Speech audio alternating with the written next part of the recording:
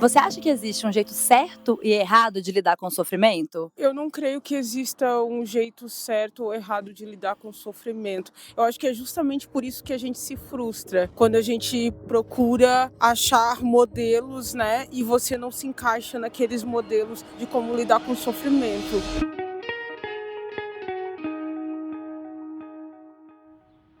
Danda, você acredita que outro dia meu celular sumiu e depois de eu passar um tempão procurando, eu percebi que eu deixei ele dentro da geladeira? Não acredito, Clara. Juro. Eu vivo perdendo meu celular, nunca sei onde eu coloquei. Mas dentro da geladeira foi demais pra mim. Uma amiga até me disse que eu devo ter transtorno de déficit de atenção. Mas eu acho que é só correria mesmo. Eu faço várias coisas ao mesmo tempo, sem muita concentração.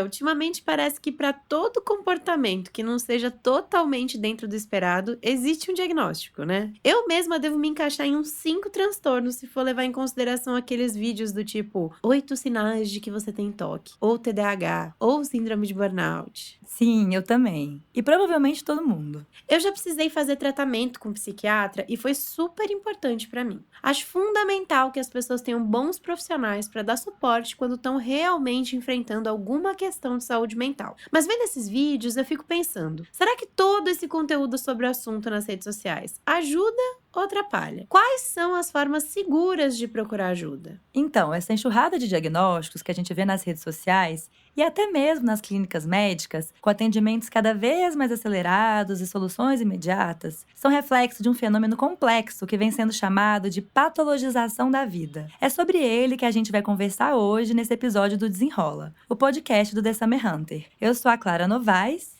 E eu sou a Dandara Fonseca. Toda semana a gente vai pra rua e desenrola um assunto relevante na companhia de pessoas que podem ajudar você a levar uma vida solar. Sempre com rigor jornalístico e microfone aberto para quem quiser palpitar. Hoje a gente está na Vila Mariana, região centro-sul de São Paulo, em frente a um conhecido centro cultural que oferece várias atividades que promovem um impacto positivo na nossa saúde mental. Cursos livres, exposições de arte, práticas de esporte. Um lembrete de que cuidar de outros campos da vida, para além do estudo, do trabalho, de outras obrigações, é crucial. Adoro quando a gente vem a lugares assim, porque todo mundo que passa parece estar mais leve do que quando entrou. Agora bora pro nosso papo, que a conversa de hoje vai levantar um debate importante.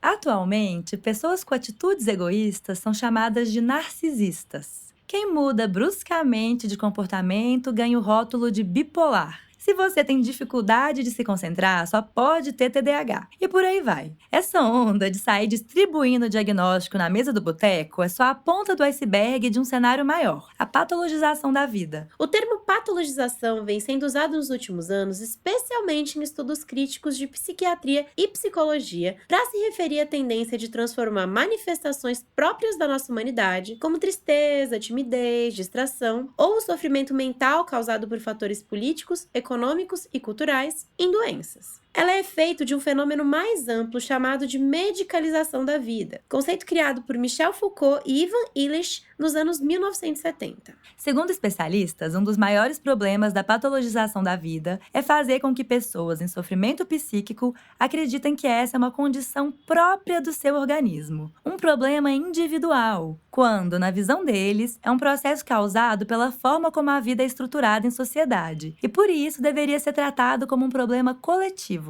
Defensores da despatologização da vida, como o psiquiatra Paulo Amarante, autor do livro Desmedicar, a luta global contra a medicalização da vida, destacam que é preciso discutir formas de tratamento que levem em consideração os diversos contextos que afetam a nossa psique, ao invés de apenas jogar no colo do indivíduo a causa e a solução da questão. O Paulo, que também é pesquisador sênior do Laboratório de Estudos e Pesquisas em Saúde Mental e Atenção Psicossocial e do Centro de Estudos Estratégicos da Fiocruz, disse em entrevistas que a psiquiatria atual é pobre e restrita, pois só pensa na bioquímica. Ele destaca que a experiência psíquica é complexa, por isso defende uma abordagem que englobe também conhecimentos de filosofia, cultura e ciências sociais. Outro nome forte no Brasil nesse debate é a pediatra Maria Aparecida Moisés, militante do Despatologiza, movimento pela despatologização da vida e professora titular em pediatria da Faculdade de Ciências Médicas da Universidade Estadual de Campinas. Ela deu um exemplo bem ilustrativo de como a patologização funciona.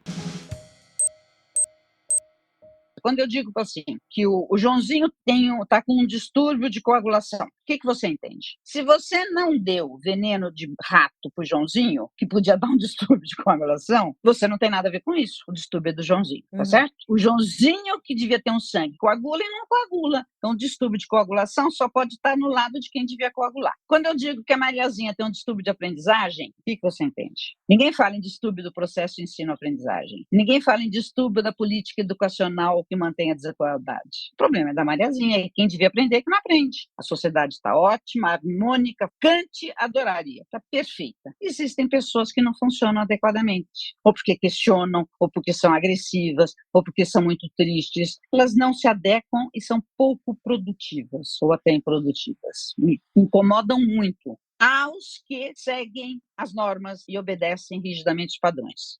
Segundo a Maria Aparecida, essa inadequação incomoda porque expõe que o jeito que a sociedade funciona não é natural. São padrões construídos ao longo da história que não necessariamente precisam continuar existindo. E isso assusta quem está adaptado a eles. Então, ao invés de acolher quem está em sofrimento psíquico por não se encaixar nesses padrões e tentar ouvir de onde vem essa dor, o que a patologização faz é tentar forçar uma adaptação, ou seja, não é um cuidado real. Ela costuma dizer, e repetiu na nossa conversa, que não existe uma epidemia de transtornos mentais. O que existe é uma epidemia de diagnósticos. Isso porque a Associação de Psiquiatria dos Estados Unidos, que classifica os transtornos e os publica em um livro que serve de referência para o mundo todo, está sempre criando novas classificações e usa critérios vagos e mal redigidos para definir cada um deles, o que faz com que o número de pessoas que se encaixam seja alto. Importante salientar que essa crítica ao DSM, como é chamado esse livro, é feita não só pela Maria Aparecida, mas por todos os especialistas que defendem a despatologização da vida. É um dos pontos centrais do movimento. Mas,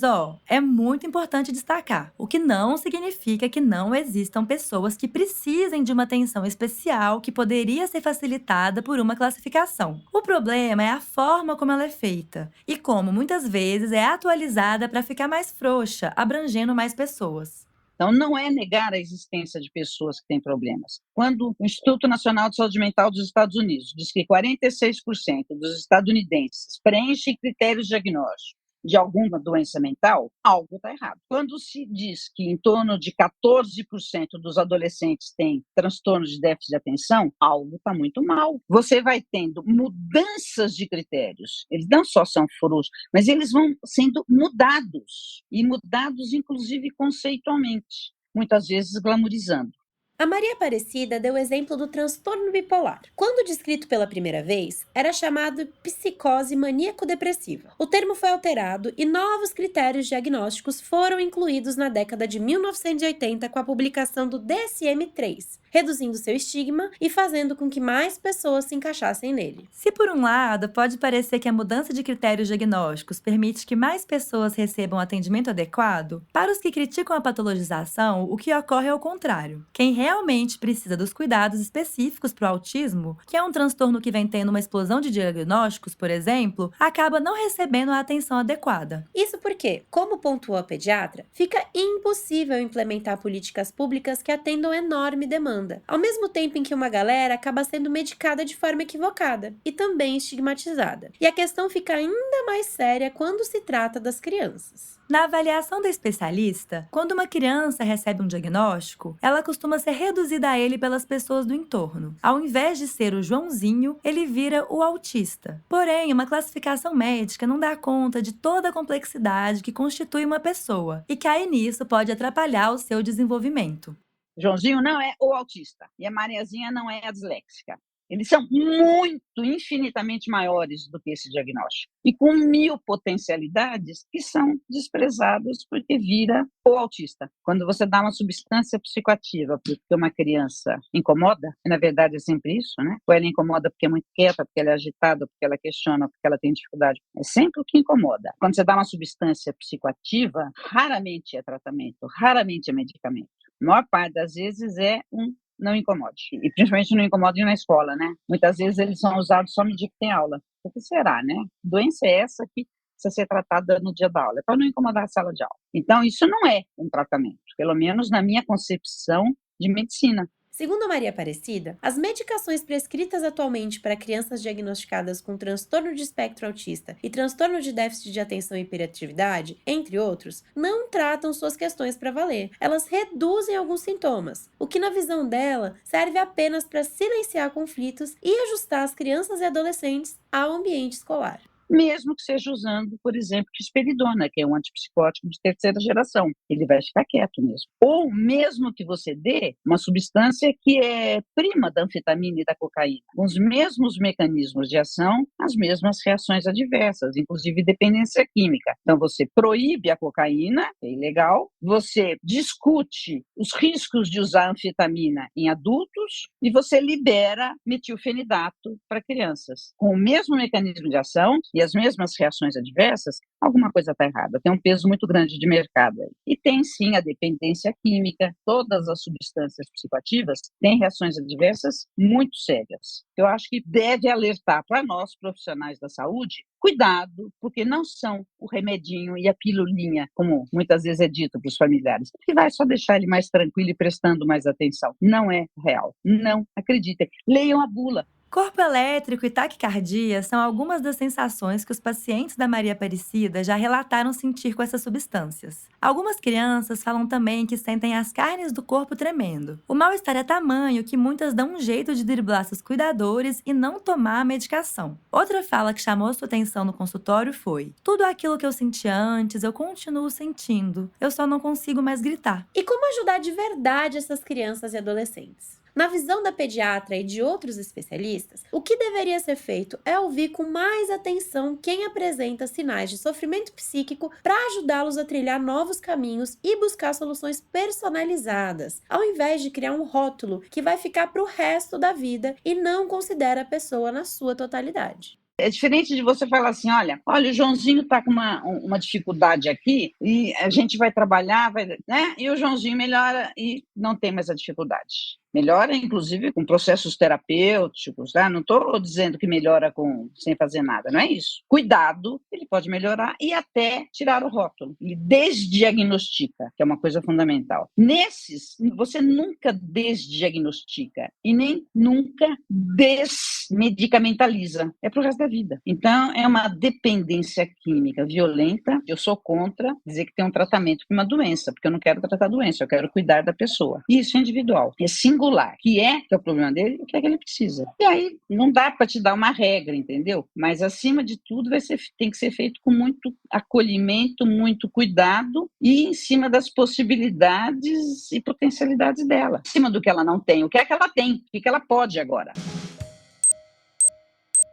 Saem as fórmulas prontas e o tratamento automatizado, entra o cuidado individualizado. Vai ter criança que vai precisar de fonoaudióloga, outras podem se beneficiar do teatro, de aulas de canto e também do acompanhamento psicológico na abordagem que fizer mais sentido. O importante é levar em consideração que o sofrimento é único. Por isso, é preciso ouvir cada caso com muita atenção, sem pressa nem soluções milagrosas. O mesmo vale para os adultos. Cada pessoa tem uma história, uma vivência única que não pode ser encaixada em uma receita padrão. Quando falamos em saúde mental, é essencial reconhecer que o tratamento precisa respeitar essa individualidade. Identificar as necessidades emocionais não atendidas, que tipo de amparo faltou ao longo da vida, como as suas relações foram construídas e ajudar essa pessoa a encontrar formas de reestruturar a vida, transformando a sua jornada. Isso quer dizer que quem defende a despatologização é a favor da extinção dos remédios? Ou que diagnósticos como autismo e TDAH devem ser totalmente descartados?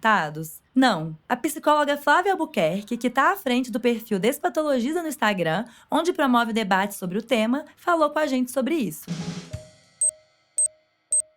Não significa que as pessoas não podem buscar por tratamento, por acolhimento psicológico, que elas possam, inclusive, se for necessário, ter um diagnóstico, porque eu entendo as contradições que surgem também, É a via que a gente já tem aí estabelecida, que é esse diagnóstico, e que, inclusive, vai fazer com que as pessoas acessem direitos políticos. E também a partir disso, que elas possam sim também, se for o caso, tomar medicação, porque eu entendo que muitas vezes a interpretação que se tem é que já que a gente está criticando isso, que as pessoas não podem tomar remédio.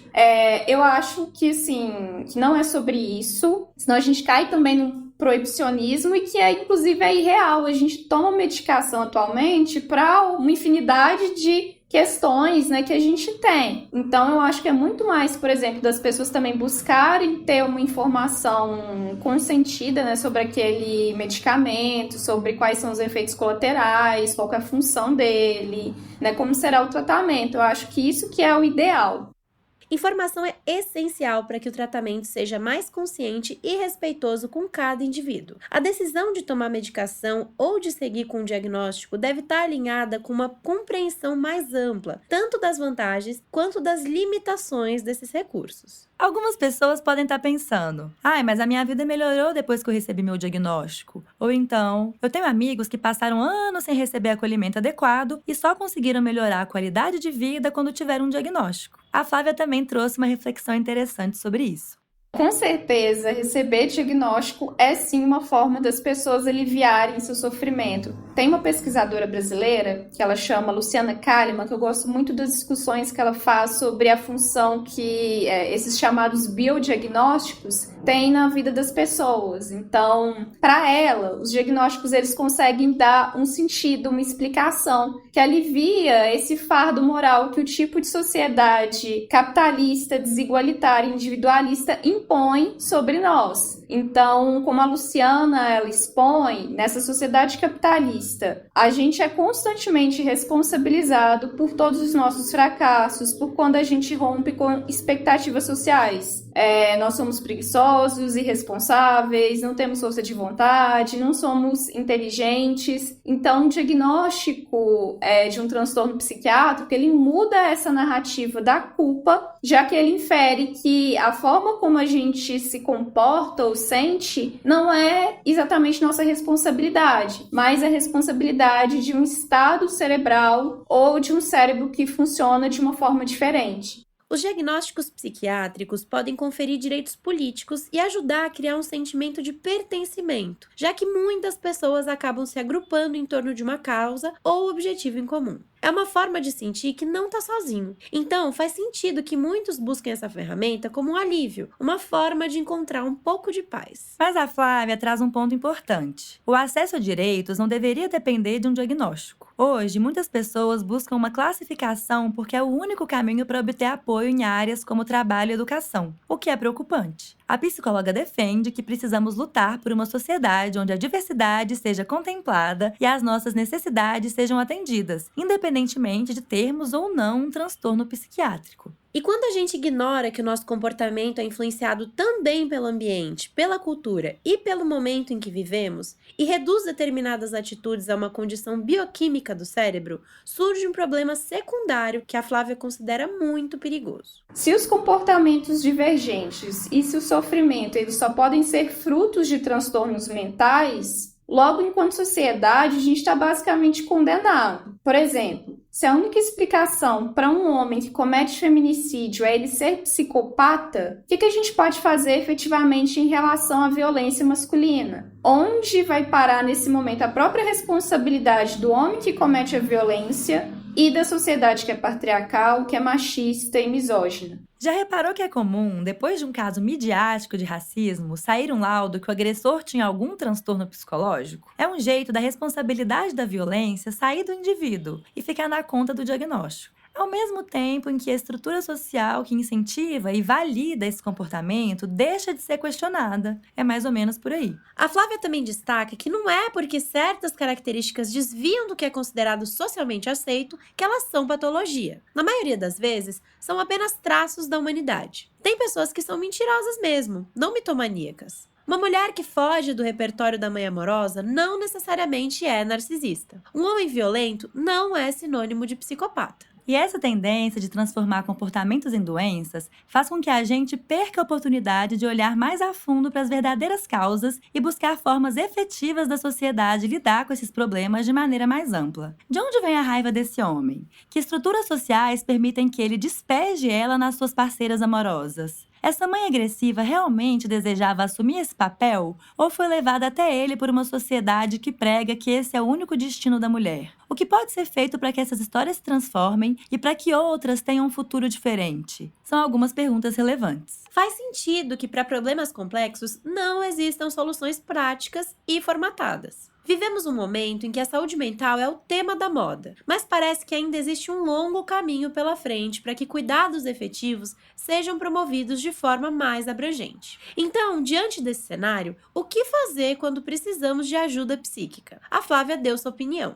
Eu recomendo que, caso as pessoas sintam que estão num estado cronificado de sofrimento, em que elas não encontram recursos no seu meio para lidar com esse sofrimento, que elas busquem atendimento profissional especializado e evitem esse autodiagnóstico. Eu sei que as redes sociais e a internet facilitam o acesso aos transtornos mentais e aos sintomas.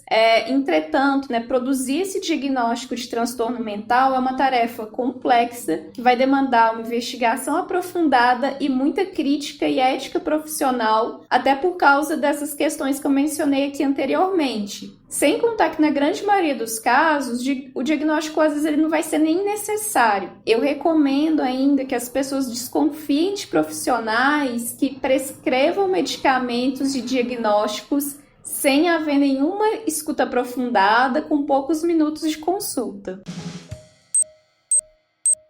Um ponto essencial a ser destacado é que tudo isso que foi debatido no episódio de hoje são recursos para quando o sofrimento psíquico já está instalado. No entanto, o ideal é que as pessoas tenham condições dignas de vida e uma estrutura social que as ampare para que tenham melhores condições psicológicas de lidar com desconfortos e adversidades. Para isso, precisamos de políticas públicas que promovam condições de vida dignas e um combate mais efetivo à violência e ao preconceito. Além disso, são importantes mudanças na educação e nas condições de trabalho. E claro, é essencial que as pessoas tenham acesso a redes de apoio social, com boas relações familiares e de amizade, laços comunitários e ambientes culturais e recreativos que contribuam para uma vida mais saudável e conectada. Bom, essas são mudanças profundas que demandam tempo e comprometimento. Mas um dos primeiros passos é entender que o cuidado com a saúde mental não é apenas sobre tratar o que já está difícil, mas sobre construir uma sociedade que promova o bem-estar emocional. Enquanto isso não acontece, cada um de nós pode buscar atividades que ajudem nesse cuidado preventivo. A gente perguntou para um pessoal aqui mais cedo no Centro Cultural o que eles fazem nesse sentido. Vamos ouvir o que elas disseram para nos inspirar?